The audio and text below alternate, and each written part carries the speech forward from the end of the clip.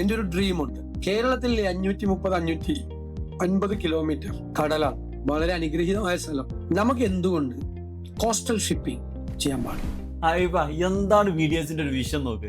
ഇത് ഷാരിഖുമായിട്ടുള്ള പോഡ്കാസ്റ്റ് ആണ്, അതും ഇലക്ഷന്റെ മുമ്പ്. എന്നാൽ ഞാൻ മറ്റൊരു കാര്യം കാണിച്ചത്, ഇലക്ഷന് ശേഷം അദ്ദേഹം ഒരു പ്രസ് മീറ്റ് പറഞ്ഞ കാര്യം. We have seaside, Arabian Sea, 600 kilometers.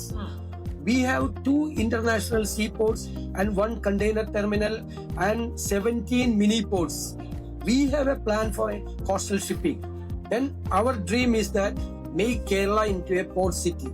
കണ്ടോ അദ്ദേഹത്തിന്റെ വിഷന്റെ ഒരു ഷാർപ്നെസ് നോക്ക്. ഇലക്ഷന് മുമ്പും ഇലക്ഷന് ശേഷവും അദ്ദേഹം പറഞ്ഞത് ഒരേ കാര്യമാണ്. അത്രയും അദ്ദേഹം ഫോക്കസ്ഡ് ആണ് എന്നുള്ള കാര്യമാണ് നമ്മൾ മനസ്സിലാക്കേണ്ടത്. അതുപോലെ തന്നെ അദ്ദേഹം ചൂസ് ചെയ്ത വകുപ്പുകളിൽ ഒന്ന് തുറമുഖമാണ്.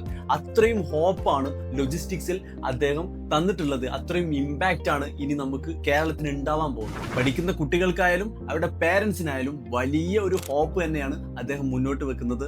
അപ്പൊ ഇമ്പാക്റ്റ് എന്താണെന്ന് വെച്ചാൽ, നമുക്ക് തിരുവനന്തപുരം മുതൽ കാസർഗോഡ് വരെ നമുക്ക് ഒരു 17ഓളം mini പോർട്ടുകളുണ്ട്.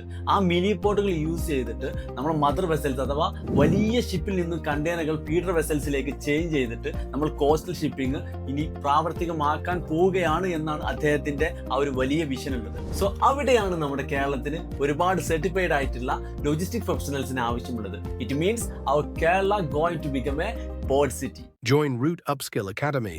Reset, restart, rebuild your career.